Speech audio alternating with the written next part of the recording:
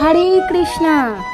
2025-এ সূর্যগ্রহণ এবার মহালয়ার দিন পড়েছে, অর্থাৎ আগামীকাল 21শে সেপ্টেম্বর মহালয়া, তার মধ্যেই পড়েছে ভয়ঙ্কর সূর্যগ্রহণের ছায়া। তাই অবশ্যই সতর্ক হয়ে যান। এই মহালয়ার দিন সূর্যগ্রহণের প্রভাব কতটা ক্ষতিকর হতে চলেছে। সূর্যগ্রহণের দিন এই সমস্ত খাবারগুলো ভুলেও খাবেন না এবং এই কার্যগুলো ভুলেও করবেন না। সূর্যগ্রহণ প্রভাব কতটা ক্ষতি হতে পারে, বিশেষ করে এই মহালয়ার দিনে, এই নিয়ে আজকে আলোচনা করব।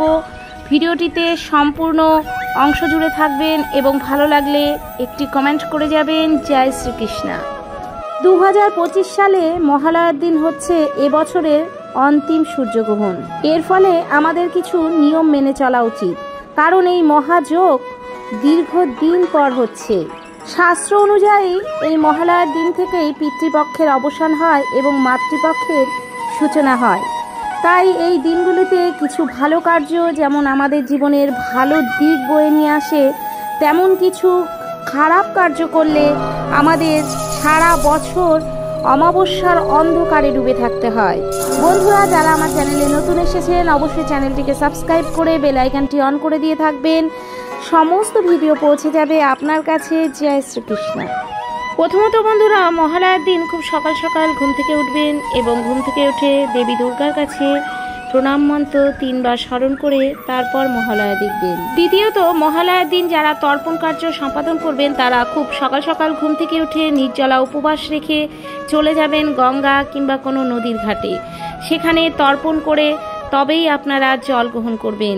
এবং যারা তর্পণ করতে পারবেন না তারা বাড়িতে কালো তিল এবং একটি জবা ফুল অর্থাৎ লাল ফুল নিয়ে সূর্যদেবকে অর্ঘ্য করবেন এবং আপনার মৃত আত্মীয় স্বজন, পিতা মাতা বা যার ছবি বাড়িতে থাকুক সেখানে মাল্যদান করবেন, তাদের পছন্দের কিছু ভোগ নিবেদন করবেন এবং সেই ভোগটি অবশ্যই করে কোনো কুকুর কিংবা কাককে খাইয়ে দেবেন। বন্ধুরা, এই মহালয়ার দিন আপনার পিতৃপুরুষদের উদ্দেশ্যে অবশ্যই পূর্ণ অর্জন করুন। মহালয়ার দিন অবশ্যই দান ধ্যান করুন, পশু পাখিকে আহার করান এবং ব্রাহ্মণদের ভোজন করান, দুস্থ ব্যক্তিকে দান করুন। এই কার্যগুলো অবশ্যই করবেন। এই দিন আপনারা ভগবান বিষ্ণুর আরাধনা করুন কিংবা রাধাকৃষ্ণের নাম গান করুন, গীতা পড়ুন, ভাগবত পাঠ করুন এবং এই দিন ভুল করেও কোনো অধার্মিক কাজ করবেন না। কাম, ক্রোধ, লোভ, হিংসা, মারামারি, কলহ এইসব বিরহে কখনোই জড়াবেন না। বন্ধুরা, এবারে আলোচনা করব এই সূর্যগ্রহণ অর্থাৎ মহালয়ার দিন কোন কোন খাবার একেবারেই নিষিদ্ধ। এই খাবারগুলো খেলে আপনার জীবনে নেমে আসতে পারে ঘোর অমাবস্যা। সাবধান থাকুন এবং সঠিক নিয়মে চালিত হন।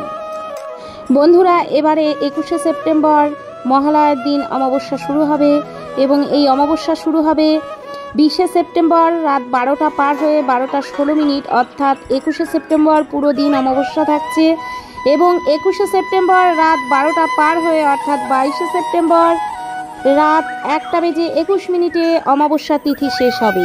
অর্থাৎ উদয় তিথি অনুসারে রবিবার পুরো দিনটি অমাবস্যা তিথির যোগ পেয়েছে। এই দিন সকালে আপনারা তর্পণ, দান ধ্যান, পূর্ণ কার্য এবং শ্রাদ্ধ শান্তির কাজ সম্পন্ন করতে পারেন এবং এই 21শে সেপ্টেম্বর অমাবস্যা ছাড়ার পরই গ্রহণ শুরু হবে রবিবার রাত 11টা 34 মিনিট থেকে ভোর 3টে 43 মিনিট পর্যন্ত। তাই বন্ধুরা, এই সূর্যগ্রহণ চলাকালীন এই খাবারগুলো ভুলেও মুখে তুলবেন না, তাহলে আপনার বাস্তবিক জীবনে অনেক কুপ্রভাব পড়তে পারে, শারীরিক অনেক রকম সমস্যা হতে পারে। বন্ধুরা, আপনারা হয়তো অনেকেই চন্দ্রগ্রহণ কিংবা সূর্যগ্রহণ মানেন না, এগুলোকে কুসংস্কার বলে মনে করেন। কিন্তু আমাদের শরীর এই পৃথিবীরই অংশ। পৃথিবীর মতোই আমাদের শরীরে জল, বায়ু, অগ্নি, আকাশ মিলিত পঞ্চভূতে তৈরি হয়েছে আমাদের শরীর। তাই চন্দ্র সূর্যের অবদান আমাদের সাংসারিক জীবন বা শারীরিক ক্রিয়া প্রতিক্রিয়ার ওপর ভীষণভাবে পড়ে। তাই আমরা যতদিন বেঁচে থাকব এই শরীর নিয়ে পৃথিবীতে অবশ্যই চন্দ্র সূর্যের ক্রিয়া প্রতিক্রিয়া আমাদের শরীরে বিশেষভাবে প্রভাব ফেলবে। আমাদের এই শরীরে যে জল তত্ত্ব রয়েছে তাতে চন্দ্রগ্রহণ বা সূর্যগ্রহণের ছায়ায় প্রভাব পড়ে। তাই এই চন্দ্রগ্রহণ কিংবা সূর্যগ্রহণের সময় আমরা যেসব খাবার নিষিদ্ধ রয়েছে সেসব খাবার গ্রহণ করলে তা ধীরে ধীরে আমাদের শরীরে প্রভাব পড়ে এবং তা রোগের সৃষ্টি করে। তাই এই গ্রহণ চলাকালীন যে কাজগুলো করবেন না সেগুলো হলো, কখনোই গ্রহণ চলাকালীন আপনারা সহবাস করবেন না বা উলঙ্গ অবস্থায় রাতে ঘুমাবেন না, এবং মহিলারা চুল ছেড়ে কখনো বাইরে যাবেন না। তাই গ্রহণ চলাকালীন এই সব নিয়মগুলো অবশ্যই মেনে চলবেন, এতে আপনার স্বাস্থ্য, শরীর এবং সংসার সুখের থাকবে।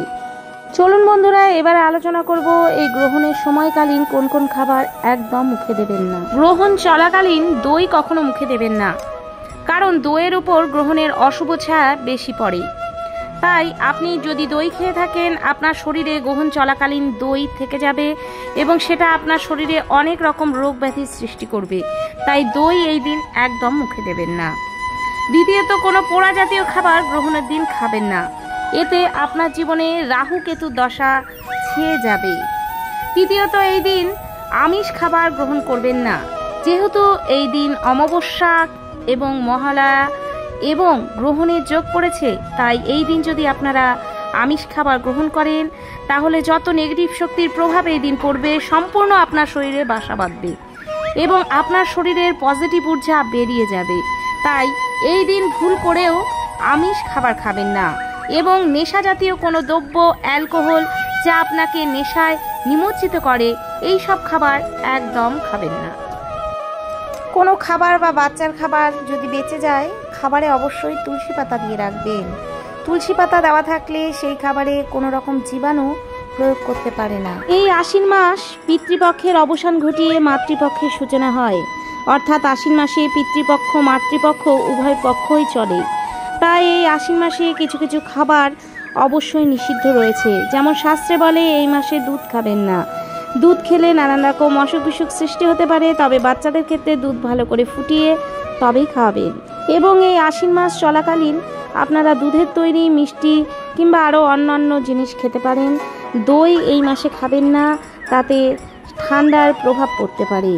এবং এই মাস যেহেতু অত্যন্ত শুভ, তাই তিতা জাতীয় কোনো খাবার এই মাসে খাবেন না। এই আশ্বিন মাসে মা দুর্গা মর্ত্যলোকে প্রবেশ করেন, এবং এই আশ্বিন মাসে দশমীর দিন রামচন্দ্র রাবণ বধ করেছিলেন।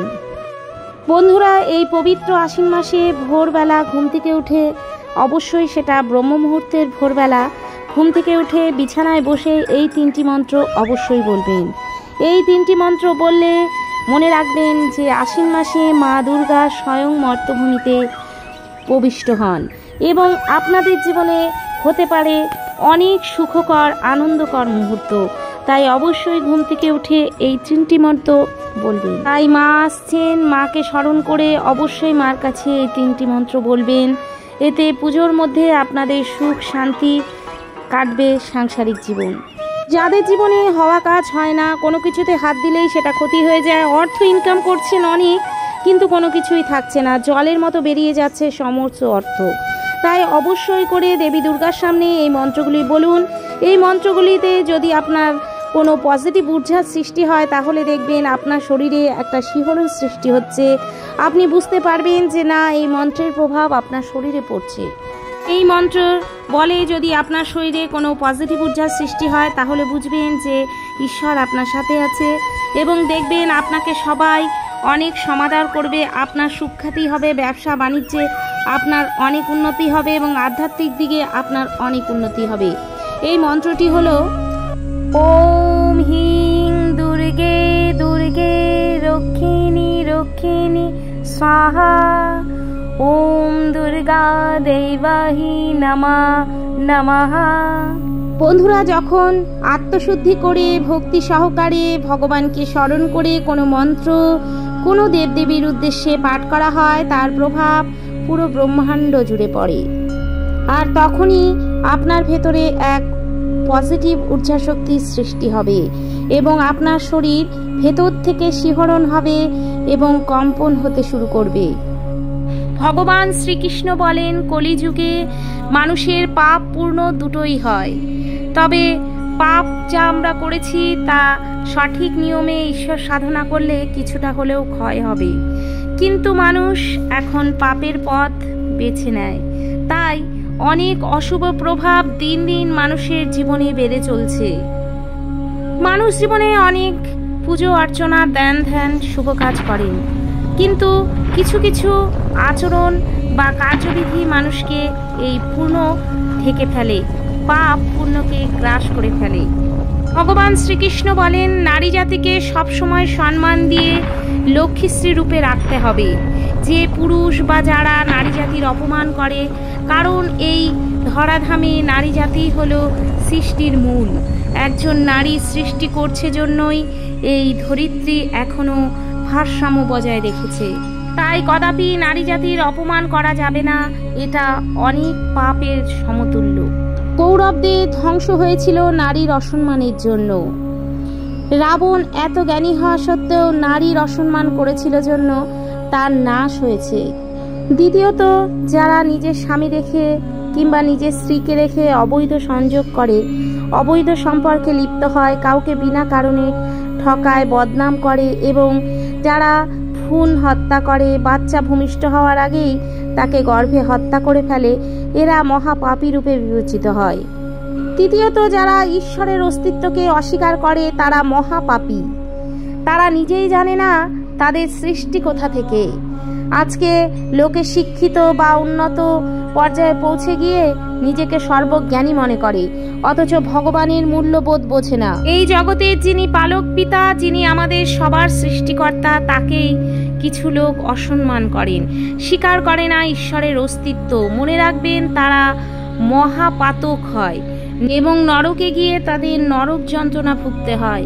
তাই আমাদের এই মনুষ্য জীবনে সাধনার একমাত্র পথ, সাধনা করে কর্মজীবন বজায় রেখে ঈশ্বর চিন্তায় ব্রতী হন। এতেই মিলবে পরম লক্ষ্য, মিলবে মোক্ষ লাভের পথ।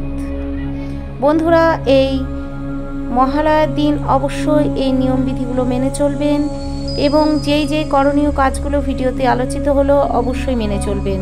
সুস্থ থাকবেন, ভালো থাকবেন। দেবীর আগমন আপনাদের জীবনে সুপ্রভাব নিয়ে এসুক। ভিডিওটি যদি আপনাদের ভালো লেগে থাকে অবশ্যই বন্ধু বান্ধবের মধ্যে শেয়ার করে দেবেন এবং নিজেরাও দেখবেন, কমেন্টে ভক্তি ভরে লিখে যাবেন জয় শ্রীকৃষ্ণ। আজকে এখানে বিদায় নিচ্ছি। আপনাদের সাথে সাক্ষাৎ হবে নতুন অন্য একটি ভিডিওতে।